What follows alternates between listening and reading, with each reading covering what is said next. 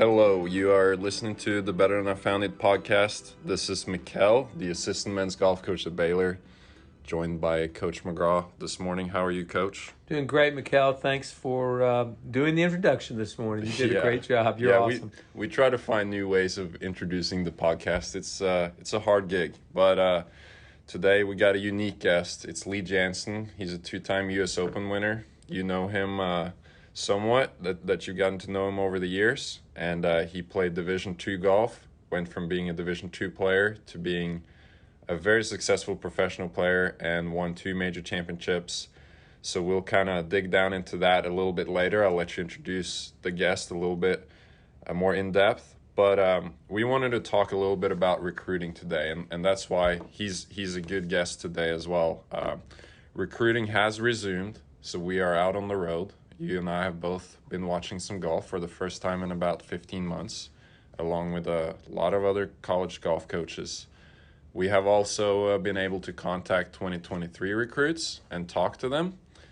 And we are getting a lot of requests, aren't we, Coach, from recruits in the 21 class, 22 class, 23 class. Yeah, and thank you for saying that. Yeah, it's great to be back out on the road. It's great to be able to communicate with a new class of players that we haven't been able to communicate with in a long, long time. And the class of 21 and the class of 22 have really been adversely affected relative to coaches being able to evaluate them, relative to coaches seeing them literally in person. They haven't been able to do that. And the couple other things that are affecting rosters. The rosters in college golf are filling up. One of them is because the NCAA gave a COVID 5th year to all 4 classes in the spring of 2020. They could use it if they wanted to, and so a certain percentage of those kids have decided to come back. So rosters have gotten bigger, and the transfer portal is also a place where coaches are getting additional players. So the class of 21 and the class of 22 have been really kind of shortchanged, if you will. And you don't want to make excuses, and that's no way to live life, but it has prevented them from having as many opportunities as they would have had. Yeah, and we've absolutely gotten rung down, but that's not just a Baylor thing. Every college coach has been rung down. But the cool thing, Coach, is that there are a lot of different ways of experiencing college golf, and Janzen is going to speak to that in a little bit, but we have the Power 5 level that we're at Baylor with the big schools with big athletics programs. You have the mid-major level at Division I, which I have coached at. You have Division II, Division III, NAIA, junior college. There's so many cool opportunities out there that could be a great fit to some of these kids that are struggling to find a place. Absolutely, and I think a lot of parents and kids overlook that because, the truth is we all dream big. We want to dream big, and so sure. I'm a little kid growing up in, Kalamazoo, Michigan, and I'm not known by very many coaches, but I had this dream. I want to play at a Power 5 conference school one day, and I dream about that. I practice for that. I compete for that, and then a pandemic hits, and now all of a sudden, oh wait, these coaches aren't getting to see me. They don't get to know that I'm this, or they don't get to know that I'm that.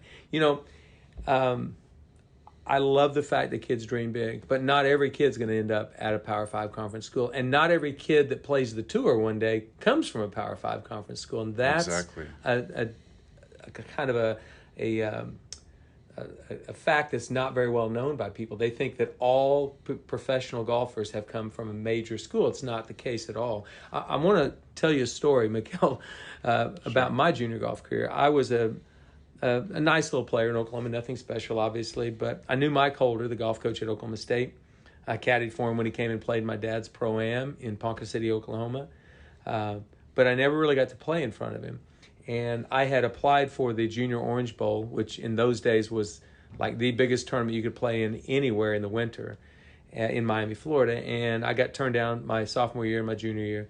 And finally, my senior year, I get a letter back from the guy that was running the tournament, and it said, "You've been accepted to the Junior Orange Bowl." I thought, oh, this is my chance, and I'm sure Coach Holder will be there recruiting.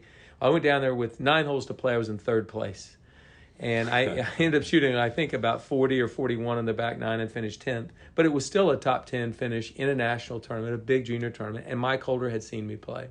He was there recruiting Willie Wood. He was not recruiting me. I was playing with Willie Wood.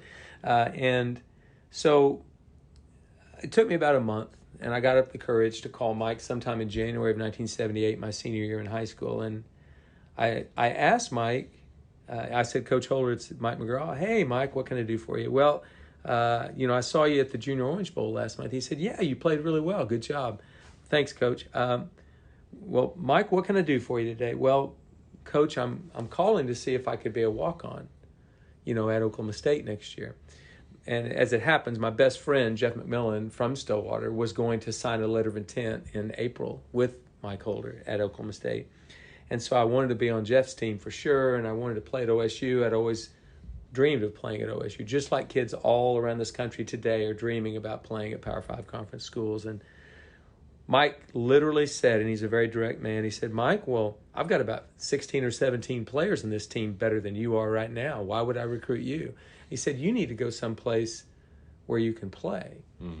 And as much as that hurt to hear, well, it was the right advice. And I'm glad he said that. I'm glad he did that to this day, because I went to Odessa Junior College and played for Barry Rodenhaver for a year, and then transferred to Central Oklahoma and had a great experience there. Central Oklahoma at the time was an NAIA school. Yeah. But the truth is, he was right. I would not have played, and I'll never forget telling him I was battling. I was fighting for this spot, and I said, Coach, I'll be the hardest working guy you have. Nobody will outwork me. I'll have the best attitude. I will be the best example you could ever have. He said, well, that's really nice, Mike.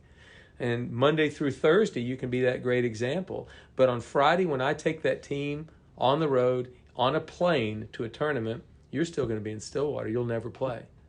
And it hurt to hear, but the truth was I needed to go someplace else where I could play and develop my game. Yeah. And thankfully, Mike gave me that advice in 1978.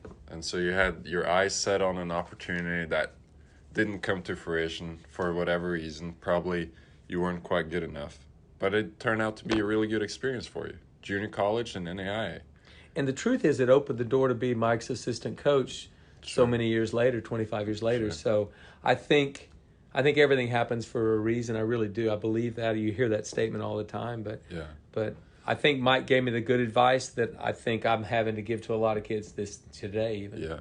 So I think one of the main things we'd like for the listeners to get out of this episode with Lee Janzen is there's a lot of roads that lead to Rome. So you'll hear from Lee that he was a Division II player. You'll hear his story, how he was recruited. And it's pretty inspiring that you don't have to go to that top level. There's nothing wrong with ambition, and you love kids that have high ambitions for themselves. But there are a lot of ways to get better. Well, and Lee is going to show us today there are paths that don't look normal. They don't look normal, that you get to a place. And all he knew was he was a great player. All he knew was I can play golf. And he ended up playing basically in his hometown. But he didn't see the difference between Division I and II. All he saw was an opportunity. Yeah. And he took advantage of it. And it's very inspiring to me. And so I'm thankful Lee decided to come on today. And I think he does a great job of saying why playing a Division II or NAI or a smaller level would actually work. So without any further ado, let's get to that interview with Lee.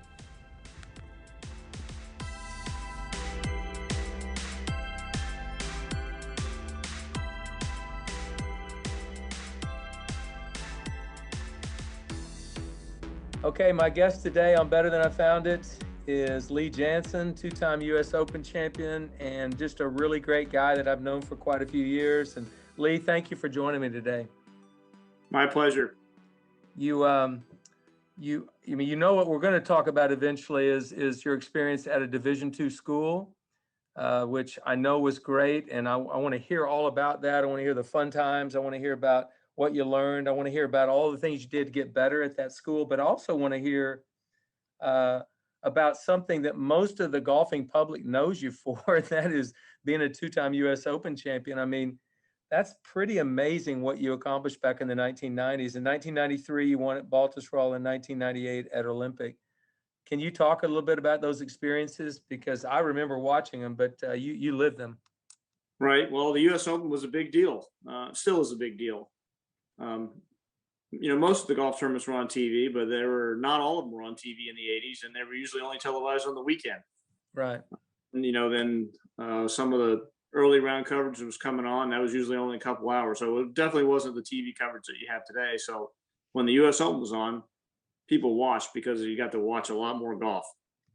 And I can remember being at a junior tournament in 1980, and all the heads were turned to the TV. No one even cared about who was winning the trophies because Jack Nicklaus was winning the U.S. Open. Yeah, that to me is one of the top 5 that I've ever watched because we wondered if he would ever do it again, and he did it at Baltusrol, a place that you grew to love later in later years as well. Yeah, yeah. Who knew that at that time I'm watching, and I remember that moment specifically, and I think that was the first U.S. Open I watched. So who knew that it'd be Baltusrol for me? But so the years went by. I qualified for the U.S. Open in 1985 while I was still in college. I was the youngest guy in the field. It was the first time I even got past the local, so it was kind of a surprise that I got that far. That was the year TC Chin 2-chipped, right, at Oakland Hills? Had a double eagle on the second hole and a 2-chip on the 5th hole later in the tournament. Yeah, that was crazy. And another 2-time U.S. Open champion won that year, Andy North. Yeah, Andy North. Yeah, so that was your first Open, huh? Yeah, that was I guess you could call it a great experience because I got to experience a lot of adversity and learn from.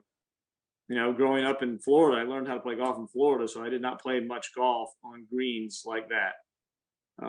Extremely undulating. I don't remember how many 3-putts I had, but I think I surprisingly hit a lot of fairways and hit a lot of greens, but I really had a hard time because I was in the wrong spot and 3-putted a lot and maybe beat 1 or 2 players, and that was it. When did you get back to the Open after that? And then 1991, I qualified at Hazeltine, and then qualified again for Pebble Beach. And every time I just put like everything I had mentally, emotionally into the tournaments, like, okay, this is my chance to become, get noticed, get on TV. Because every U.S. Open, there's always a guy that comes up the leaderboard no one's ever heard of, and it becomes a story. And so I wanted to be that guy, and I would hit it in the rough on the first hole and make bogey and struggle from there on and never made a cut in those first 3 that I played in. And then from the 92 U.S. Open, flew on a red-eye flight to New York because Westchester was the next week. And all I did was write in a journal all of the things that I needed to do if I ever wanted to win the U.S. Open. You're kidding me. No. So a year later, I had 13 top 10s. It was probably my best stretch of golf. I won another tournament. I contended quite often. Getting closer to Baltusrol, I shot a 61 at Colonial. But there were signs of playing good golf. I played in the last group at Westchester the week before and shot 72 on Sunday and missed the playoff by a shot. The 2 guys in the playoff shot 66. So all I had to do was shoot under par and I would have won that tournament. So I went in playing well, but with just enough of a chip on my shoulder because I knew I'd let one get away. But I really took the pressure off myself at Baltusrol by saying, I keep pushing so hard to play great in the U.S. Open. Why don't I just play it like it's just another tournament? So for the most part, that's how I prepared for the week. I played practice rounds. I didn't go hit balls afterwards. Went to a baseball game and just sort of took the idea like it's just another tournament. I'm going to go out and play and see what happens. Well, it wasn't just another tournament, Lee. No. And I hit the fairway on the first hole. I hit it on the green. I made birdie. And I just thought that's all I had to do was just relax and not try so hard. There's some genius in there someplace. I think all of us try too hard at some point. Absolutely. You have to try not to try. I love it. Don't try too hard not to try. I love it. I love it a lot. That's good. That was the first of 2 battles you had with Payne Stewart, though. I mean, and Payne literally owned the U.S. Open in the 1990s. He won twice, and he was close 3 other times. I mean, he was dominant in the U.S. Open, and you took him down that year. Yes. 1986 at Shinnecock, he had the lead, and I was pulling for him as hard as anybody was pulling for him to win. And Ray Floyd chipped in. I don't know what hole he chipped in on, like 14, and he was playing with Payne. I think that if Payne had not been paired with Ray Floyd, he may have won that tournament. But Ray chipped in, and the crowd went crazy, and Ray gave that stare, and it was like, oh boy, here comes Raymond. So yeah, I remember. Yeah, Payne was a regular contender in the U.S. Open, and I got to play with Tom Watson on Saturday. He was my other hero growing up watching golf. Tom Watson and Payne Stewart. Yeah, Tom Watson, it had a nice renaissance there in the mid 90s where, because he hadn't really won a major in a lot of years and hadn't won a tour event in a few years. He was playing good in the Open there in the mid 90s. Yes, he had a lot of chances to win tournaments in the 90s. He did. So anyway, you win that. So you're only 27 when you won the Open. Is that right? The first time? 1993, I was 28.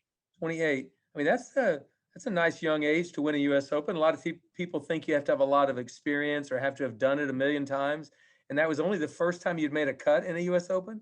That's right. And I made a lot of birdies that week, and I also made a lot of mistakes, but I never compounded the mistakes. When I had a hole that I bogeyed, I usually bounced back pretty quickly. The first 7 holes on the golf course were extremely tough, and I think I was the only one that played the first 7 holes under par, so I got up to a good start every day too. So there were some good things that I did that week. So tell me this, because I've talked to Bob Tway and I've talked to a few other people that I've known that have won a major. So you go from being just a really good tour player, an up-and-coming player, that type of thing. Now all of a sudden, when they announce you on almost every tee box, when they announce you at tournaments anywhere, you're now the U.S. Open champion. That had to feel different. Was it a scary feeling? I mean, how was that for you? How'd you handle it? I guess it was an adjustment. If you're a goal setter and then you reach a goal, what do? You got to find a way to set new goals and keep pushing. So it was definitely an adjustment. And there were other factors too, but yes, I played a lot of golf up through that U.S. Open. My wife was expecting, so I knew I was going to take time off later in the year, but then I cemented a spot on the Ryder Cup team with that win. So I needed to play just enough so I could be ready for the Ryder Cup too. And was it Tom Watson your captain that year? Yes. That must have been a thrill. Oh yeah. So I was the youngest player on the team at 28, and then 4 years later, when I played in the Ryder Cup, I was maybe one of the older players. We had a very young team that next time I played, but a lot of veteran presence on that Belfry team. And I just sat back and watched and soaked it in and listened. So it was a great week. We won. It was the last time we won on foreign soil. After the tournament is over on Sunday and you have all the ceremonies, both teams get together and have dinner together. And then the teams will get together by themselves, so the night goes on pretty long and everybody's tired. We're going to go fly home the next day. And I don't know, I got up, I don't know what time it was when I got up, but I could hear the TV blaring down in the player room. So I went down there to see who was in there, and it was Tom Watson. I think he had a cigar. I don't know. That's how I remember it. And he's watching the replay of the Ryder Cup. So I sat down with him. We talked for a little while. And he actually brought up how watching Gil Morgan in 1992 at Pebble Beach, he made a bad choice on number 8, made double on Saturday, and he just wasn't the same after that. And I told Tom how I learned from that. And he was like, how did you learn from his mistake? I put myself in his shoes and tried to just imagine what I should do in that same situation. So in 93, when I did make those mistakes that you shouldn't make in a U.S. Open, like going for a back pin and hitting it over the green, I got over it really quickly and went to the next hole. That's funny you should mention Gil Morgan. He was the first player in the history of the U.S. Open to get to 10 under par at any point. Yep. And that same tournament, the only time a guy has birdied the first 6 holes of U.S. Open was Andy Dillard that year. He birdied the first 6 holes, and he finished about 18th, and that's about what Gil finished. But so you actually studied that video, and it gave you a little knowledge. Yeah, when I watch, I just try and what mindset's he going through, especially when you see a guy's demeanor change and it affects his game. I want to learn. We're always making mistakes. That's how we learn. The first time we hit a golf ball, we don't hit it perfect. That's for sure. That was terrible. It took me a long time to figure out how to hit the golf ball. Well, tell me this. So you win a U.S. Open, you play in a Ryder Cup for one of your childhood heroes as your captain. I mean, this is kind of storybook. And as you said, you had to continually change goals. But at that point, you really had to change something, because now I've gotten to the pinnacle. How do I stay here? What do I do? I mean, what were the next 4 or 5 years like before you won another Open? Right. So 94 was a challenge. Um, I had a club change that didn't go well at the beginning of the year. Company really wanted me to play their cavity back iron, and I was a blade guy, and I was going sideways. So we met, and I talked him into letting me play my blades again. I was in Japan playing a tournament where I finished in the top 10. I came back to the States and finished top 10 a couple weeks in a row, and went to Westchester and shot tournament record, won the tournament. So it seemed like I turned everything around and I was all set to be ready for the U.S. Open again. But I guess I just didn't quite have it the first day at Oakmont, and probably pressed a little bit too much like I did before, and I missed the cut by a shot there at Oakmont. It was tough. And I just won a tournament the week before at Westchester. So, Yeah, but, that probably shows you what expectations do. Yeah, there's always these ups and downs. Too high expectations can derail you, and too low expectations too. So, figuring all of that out. So how did you play in 95, 96, 97, those other 3 Opens before you won at Olympic? Right. So I won 3 tournaments in 95, but I didn't contend that often. I only had 4 top 10s. So other years where I had between 7 and 10 top 10s every year. And then this year, that particular year I didn't, but when I got close, I always did well at the end, which was fun. But having a chance to win the money list that year was a new pressure that I also learned from, because I got so locked in on thinking I had to play great every week instead of doing what I did before, and that was just playing the next shot. There's some wisdom in there, but it's funny how we have to keep on relearning lessons and keep on, and the college golfers. And by the way, what you're speaking into is a lot about what college golfers go through all the time. Putting some silly expectation on themselves and forgetting, how did I get to this good spot to begin with? Yeah. So, I analyzed what I did in 95 and thought, how could I get better for 96? And I wanted to be more consistent. And I just started looking into my schedule and where I would play well in runs of tournaments. If I played 5 in a row, I usually played my best in the 4th or 5th week. So I was figuring out then that going and hitting balls for 2 weeks didn't necessarily help me playing golf for 2 weeks, maybe at a different course every day or having a game every day, was better for me than just practicing. I know some guys are great. Phil Mickelson's great. He'd take 2 weeks off, go to the range for 6 hours, and he's got his game. I can't do that. So I was learning those things. So I was much more consistent in 96 and 7, but I didn't win a tournament. But I just played much more consistent, which is what I was trying to do. And I played well enough without winning to make the Ryder Cup team again in 97.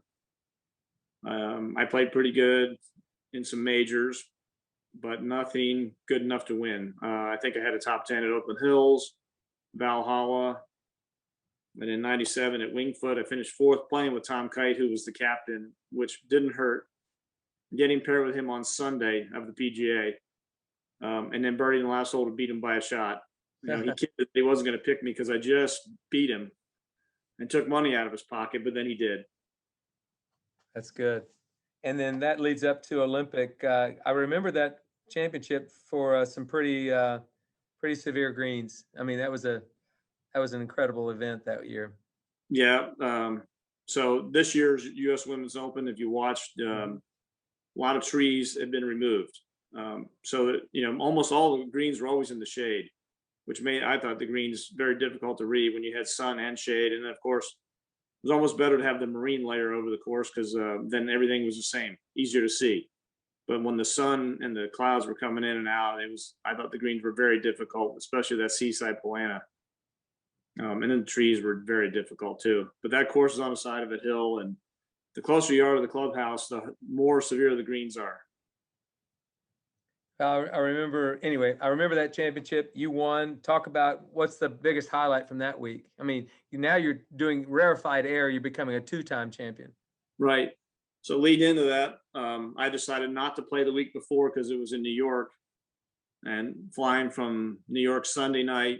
And if there's any weather delays and I have to go Monday, I didn't want to have a short week of preparation. I wanted to have a full week. So I skipped Westchester, one of my favorite tournaments. But that whole week before, I played a different golf course every day in Florida, and I picked courses that had lots of dog legs, so I could constantly work on working the ball around corners, like Olympic. So when I got there, I felt pretty good about my game and the way I was hitting it. I'd had a couple chances to win earlier in '98, which I blew. The Players Championship and in Houston were two great opportunities. So I knew I was close. But I got there on the Sunday, and I think the Bulls won the NBA championship on that Sunday. Michael Jordan won his 6th, I think, NBA championship then, something like that. And then I played 3 practice rounds. I got lost going to the course one day. I mean, I knew where the course was. I took a wrong turn and went across the bridge the wrong direction, because once I made the wrong turn, I was stuck. So I was late to get into the practice round. I was so mad at myself. But then I just kind of thought, like, okay, if this is the most adversity I have to overcome the whole week, I'm going to be okay. Going the wrong way. And I think at one time, even my hubcap came off the car because I saw it go flying by. I thought I was having a terrible day, but all I did was just go the wrong way for a half an hour. But once I calmed down from that, I went and had a good productive practice round. And even though I played pretty well the first day, I shot 3 over par, and a reporter asked me if I was disappointed that I was no longer in the tournament. And I just thought it was an unusual question. I said, hey, I don't think that at all. I said, the course is very hard, and no one's going to shoot under par every day. Just not going to happen. So, And no one did. no one did. I was going to say, I didn't think anybody did. And you ended up in a battle. So yeah, I had 2 over par scores. At one time, Payne was 10 shots ahead of me during the second round. He had his tee time was back an hour and a half ahead of me. He had 66, I had 73, and he buried the first 3 holes Friday. So he was 10 shots ahead of me at that time. Wow, that's hard to believe. It didn't end up that way, did it? No. So, we could go detail for detail, but you end up winning your second U.S. Open. Now that's a different deal. That's pretty amazing. And honestly, you played a lot more professional golf after that, a lot of really good professional golf too, and you're still playing today. I talked before we started this interview, I asked you, do you still have the same fire for playing golf? Talk about that, because that part amazes me when somebody, I think you're 57? 56. 56. Not quite 57. Okay, 56. I don't want to make you older than you are, but that's great to have the fire in your belly still for that. Well, yeah, I guess the fire is to want to shoot good scores, to execute and do it how you think you can do it. So yes, sir. And I certainly think I can win still. Every year you get older on the Champions Tour, there's 50-year-olds coming out that are going to have slight advantage because they are younger. It's the only tour I believe that the youngest guys are the best players, where the rookies are really the best players. But I don't have to look too far at Bernhard Langer and Jay Haas, both older than me and still playing very well and competing. So I know it can be done. But there's a lot of work to be done in the trailer. I spend probably 8 to 10 hours every week on my body, which I never did when I was younger. Some of that's just wear and tear of golf swing, and some of it's I've been in 2 car accidents too. So those are not helpful. Well, it's inspiring to me. I mean, I'm a little older than you are, but to have somebody in my age category that still loves playing the game that much and still loves trying to shoot low scores, and you still have that competitive fire, which is awesome. So keep that up. But, yeah, my day will sometime. My day is going to end sometime, and I can accept that. Oh yeah.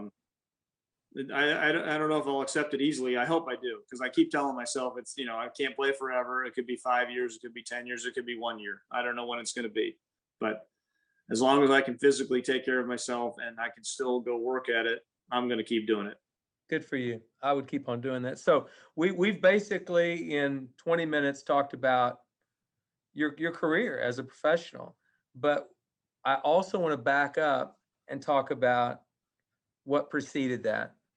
And so Mikkel and I were just in a conversation about COVID-19, what it did to recruiting because coaches were off the road for 15 months, what it did for the 21s and 22 recruiting classes that didn't get recruited very much, and the transfer portal where coaches are now finding other players to get on their squad. And the NCAA gave, because of COVID, gave all 4 classes an additional year of eligibility if you wanted to use it. So these rosters have gotten full, and a lot of kids who had aspirations of playing at top D1 schools or even mid-major D1 schools, those opportunities are shrinking. There's not as many. So what I really want you to be able to tell parents and kids today, your story of playing at Florida Southern, a Division II school, why that had value, why it helped prepare you to be a professional golfer, and why it's okay to do that. So I'm going to let you take it over from there. I just wanted to give the backdrop as to one of the main reasons I wanted you to come and speak about that. That's an amazing story. You came from a Division II school and became a 2-time U.S. Open champion. Right. Well, in college, or well, in high school, playing the junior circuit, the American Junior Golf Association, we knew who the junior All-Americans were, and they all played at Oklahoma State. It's, most of them seemed like. So I was intimidated when Mike Holder showed up. I was just like hoping he would say hi to me. That was one of my junior year in high school. But I knew I wasn't going to get recruited by a school like that. So there was more than one reason how I ended up in Florida Southern. My junior year in high school, I was in a car accident where artery was severed in my right arm. So I'm lucky to have my arm, much less be alive. And that was quite a recovery. So I almost missed my junior year of high school for a golf team. We played in the spring.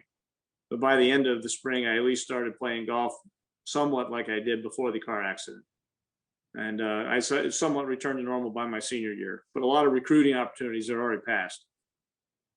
So in a different way, yours was a physical accident, a car accident. This has been COVID for these young kids. Either right. way, opportunities for recruiting kind of passed by. Right. But I wanted to play college golf, and I was expecting to play college golf. I really didn't have my sights set on the University of Florida. I thought a big school wasn't for me.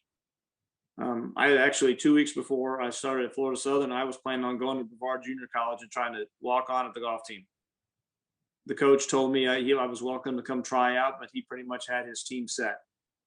I thought, well, the worst case scenario, I can go to a junior college, and in 2 years, if I develop, there could be a school that's the perfect fit for me by then.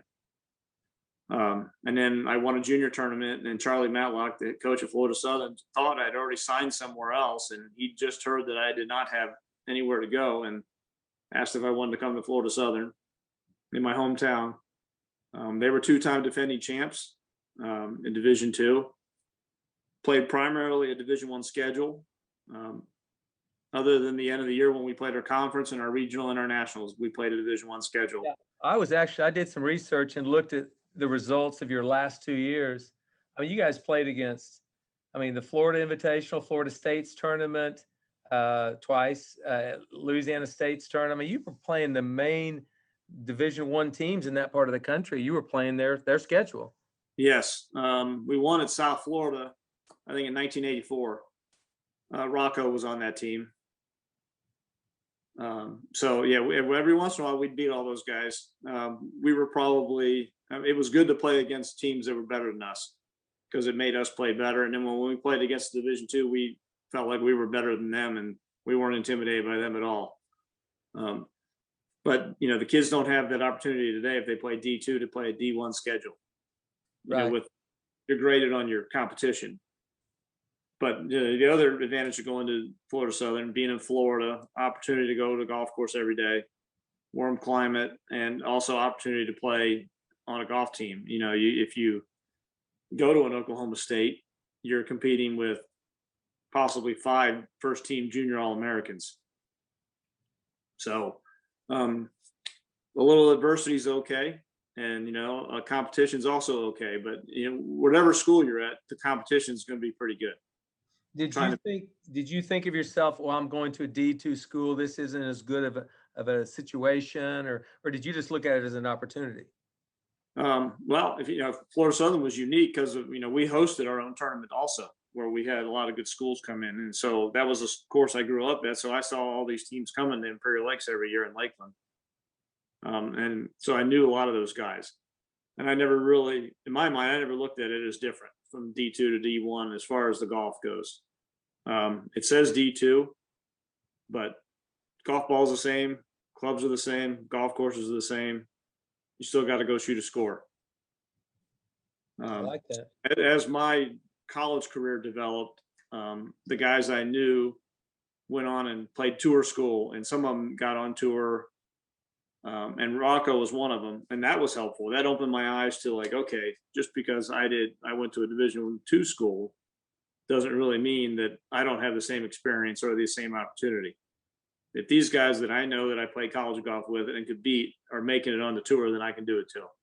Well, Marco Dawson also played on your team there as well, didn't he? That's right. Yes. Yeah, he ended up being a fine tour player as well. So he's playing. Yeah, he's still playing, isn't he? He is to this day. It's interesting. You said something I've never heard anybody say, and that was, I didn't see it as different, Division I, Division II. It's just golf, and we're just playing, and I can beat these guys. And I think a lot of kids think of it as not as good a situation. But if it's all you've got and it's a place to compete, I mean, to me, it's about playing. You can't sit on a bench at a Power 5 school as a mid-range player and get better. You got to compete. Yeah, you got to have the opportunity to play tournament rounds. Exactly. Even after college, you can't just go Monday qualify. You need to go find tournaments to play. So wherever that may be, if you got to go play state opens for a year, wherever it is you're playing, if you're a rookie on tour right out of college, that's great, but you should be trying to get better. If you're playing the Korn Ferry Tour, you should be trying to get better. If you are on neither, wherever it is you're playing, Canadian Tour or wherever, you're trying to get better. You're trying to get your game to where these guys on TV, the way they do it. You mentioned people on your team that you saw that went on and played and guys, but the current players you had on your team, you were trying to compete and beat them and go play in tournaments. To me, it's about those relationships are pretty strong. Whether you played at Central Oklahoma like I did, or Florida Southern like you did, or Oklahoma State or wherever, you're building relationships that last a lifetime as well. So you can do that at a D2 school as well. Oh yeah, my college roommate was on the team. We're still good friends. I see other guys that played when I was there quite a bit. They're all over the country, but yeah, and guys I played against too. Okay, now this is a question that a lot of people are going to will want to hear an answer to, or you to at least describe it. So yes, you were at a D2 school, but how did you become a PGA Tour player, and how did Rocco do it? How did Marco do it? How did Gil Morgan do it from an NAIA school? How did Chad Campbell do it starting at a junior college? Abraham Answer started at junior college. Paul Azinger started at Brevard, just like you were talking about maybe going to. Robert Garricus, Scott Stallings, they all started at small schools or finished at small schools and played the tour. How does one do that? Because I don't think there's a formula, but maybe you could tell your formula. Well, boys don't mature as quickly as girls, right? So I think you have a better idea of girls that are going to college physically where they are, as far as, how much stronger they might get or whatever. I wasn't done growing. I didn't really even grow till my senior year in high school. 5'1", starting 11th grade. Oh, wow. Graduated at 6 foot. But I probably weighed 140 pounds still. So I need to gain some weight. I was a little weak and needed to gain some strength. So it took a couple years of maturing that way for me, which probably was very helpful as my game also developed. And learning to go practice every day. Still in high school, I still enjoyed going and playing basketball or racquetball or doing whatever. So I didn't always go to the golf course every day. But in college, I knew that was really where I needed to be more committed if I was going to get better. And I'd qualify for a tournament and then I wouldn't shoot good enough and I have to go requalify. And this went on my whole sophomore year until finally at the end of my sophomore year, I started shooting the lowest score in the tournament and I didn't have to qualify anymore. But, there's that step you got to get over. Okay, I know how to qualify. Now I got to learn how to do that in a tournament. And then I got to do You had the it. best scoring average on your team your junior and senior year, so you were obviously the best player on the team. What did you learn from the first time you got there, you know, as a freshman, to your senior year when you were an All-American? And you did win the individual title, didn't you? Yes. Yeah. So what are some of the things you did? How did you work at the game? What could you tell a young player who's trying to get there? How do I work at golf? How do I do it? Well, I know my freshman year was a real challenge. I was a terrible student. My grades were bad, and coach told me I wasn't going to play in the spring. So, and then even in qualifying in the fall, I shot high scores. It was probably the high school. Now I'm with college kids. I'm with adults, and I'm still a kid. And I'm trying to beat these guys who have already won 2 national championships, and they're mature, and I was immature. So I had a lot of learning to do. And I had to face some adversity. But, you know, what do you do with that? Do you just give up, or do you just figure out I got to get better at all these areas and go to work? So I went to summer school when everybody else was playing tournaments that summer. I was at summer school for 6 weeks. So my grade point average would be good enough so I would be eligible, and I would actually have enough hours to be right back on track to graduate. So not what you want to do after your freshman year, but it's what I had to do. And then I went into the sophomore year thinking I got to reboot. Okay, I'm back on track. I've done everything I'm supposed to do academically, and I have a year under my belt, so I can qualify, which I did. I did qualify for our first big tournament, and coach didn't let me go because he was still punishing me, which is also another opportunity. How do you handle that? Do you have a grudge against coach forever because he did that, or do you move on? So I played in a different tournament while the big boys went to Butler and played. But after that, I played in every tournament. So I just made sure that he was not going to do that to me anymore, that he was going to have to take me, that he'd have no choice. Made you more determined. Yeah. Tell me about some of your teammates. Any great memories, funniest things that happened on trips, just anything that stands out as, you know, a college experience that was amazing for you? Well, we did play a lot in the Southeast. But when we did get to travel and go to different spots, it was always fun. So South Florida was going to host a tournament for the first time in a long time. So my sophomore year, Rocco's senior year, Charlie Matlock, our coach, said, okay, I want you to go over and play their course every Monday or whatever. So the first time we went over there, and this is a month before the tournament, we played 4 holes and it took 2 hours. So we quit. And we went and got back in our cars and went back to campus and maybe went to one of the courses and just practiced. So every other time he told us to go play there, we went to Greenleaf and played.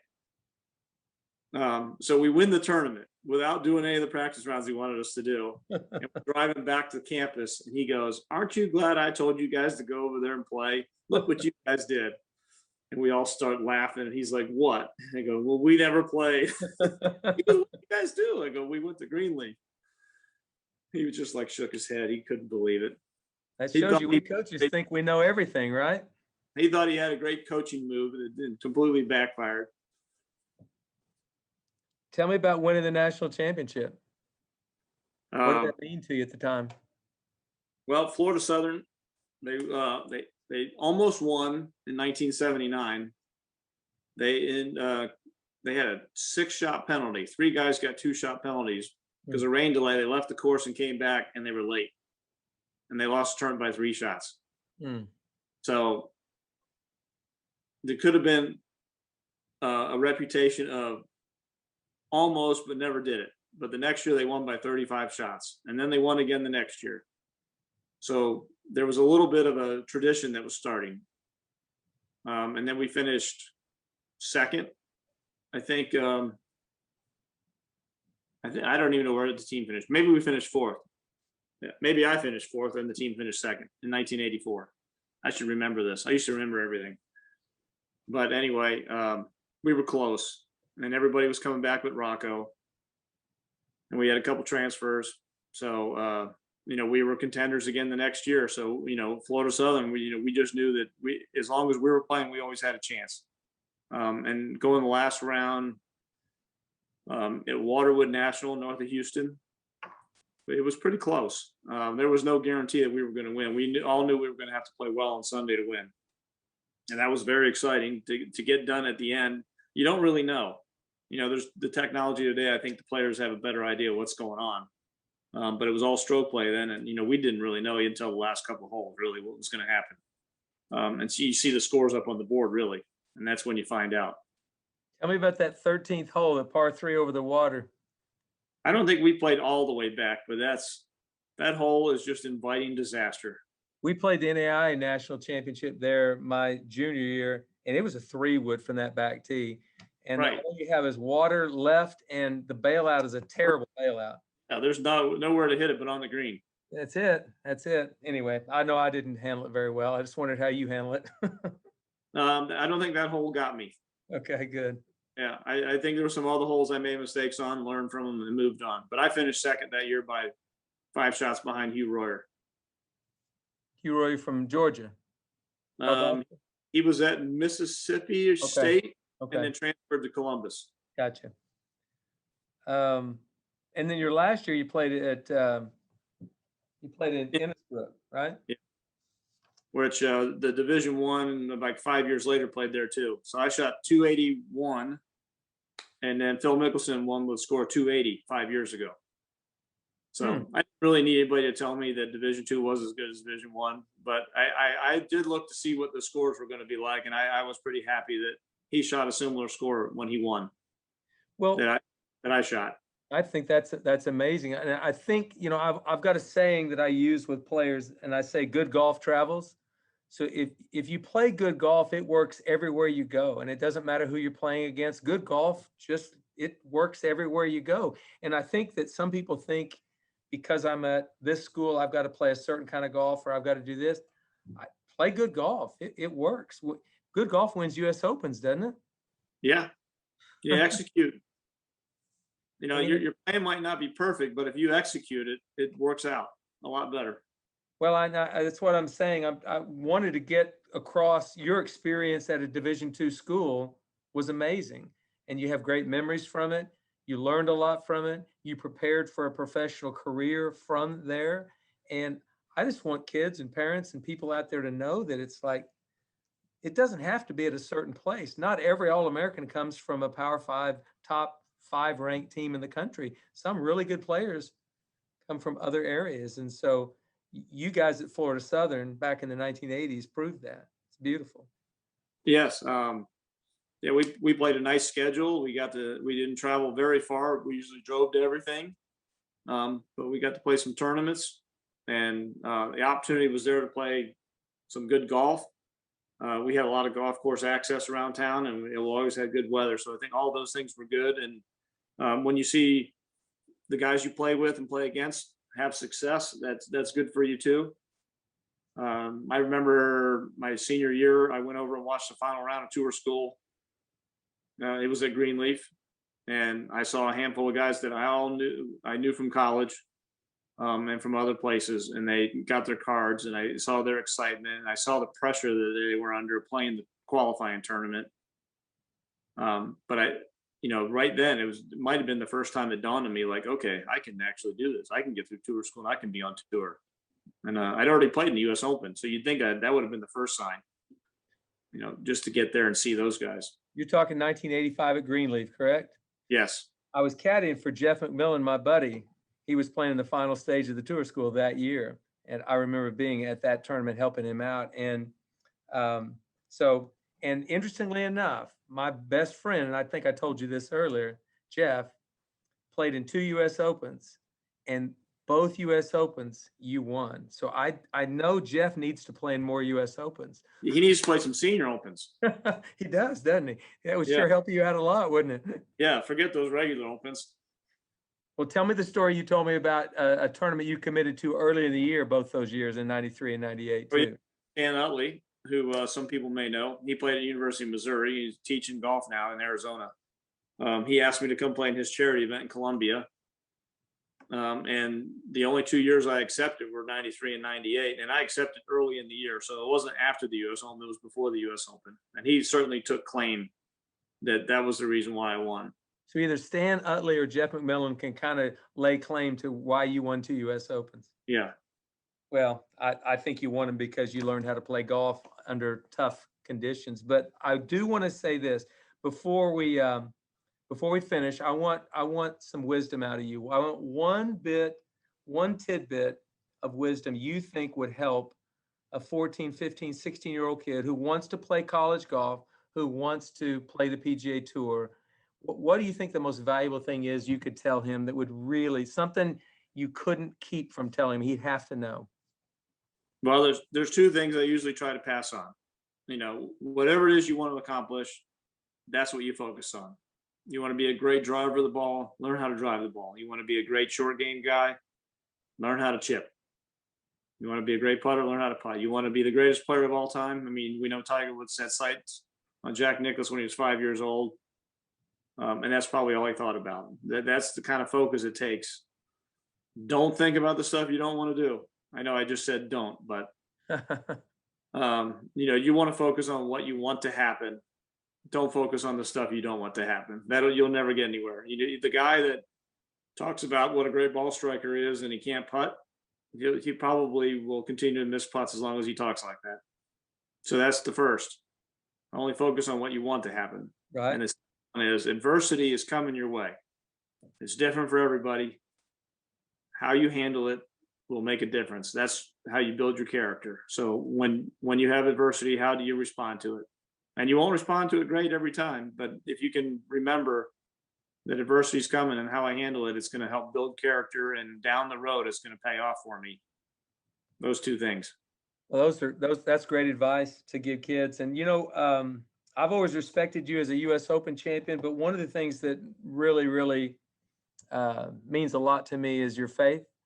And so I know it's played a big part in your career, and definitely in the ups and downs both. I mean, I think it's been a big part of it. How would you say faith has shaped, kind of how you've played this professional golf career?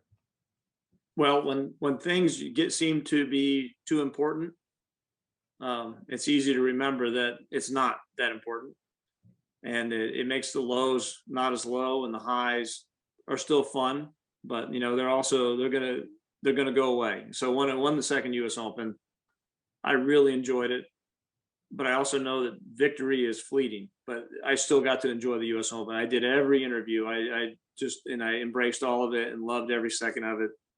The very next week we were in Chicago, and I asked for a late tee time on Wednesday because I didn't even go to the golf course till then. Tiger Woods was finishing up his Pro-Am round to the left on 9 green, and he's got 5,000 people around him for the Pro-Am, and they're going to announce me on the tee as the current newest U.S. Open champion. There's like 10 people there. But I wasn't devastated. I just sort of laughed like, yeah, I know who the king of the tour is. He's right over there. I won last week. And so that would tell me that your faith has given you great perspective. So yeah. You're never as low as you think you are, and you're not as great as you think you are either. And winning tournaments usually humbles me. In those moments, I just can't even believe that would happen, that all of the things that have to happen. It's always amazing to me that, that's all I really work for. I just constantly working, trying to get better at every part of my game so that when I get in the tournament, I play well. And then when it actually comes together, I'm blown away that it happened. Yeah, it's what you were working for. Yeah, I shouldn't be surprised, should I? Shouldn't be surprised. No, but I want to thank you for coming on today. And I want to say this, I hope that you win this year. And I still think you can. Why wouldn't you, huh? Yeah, I think the same thing. All right. Well, I appreciate it. Thank you so much for coming on today. I know the message was good to kids who are struggling, trying to find a place to play in college. And I think it's good for them to know that the smaller school, a D2 or an NAI or even a junior college could be a great option. And thank you for giving that message. And things don't have to go perfect either. They didn't start out well for me, and it took a while, but it came around. Yeah, and you're still playing. Yeah. Well, thanks so much. Best of luck, and we'll look forward to watching you. All right. Talk to you again, Coach.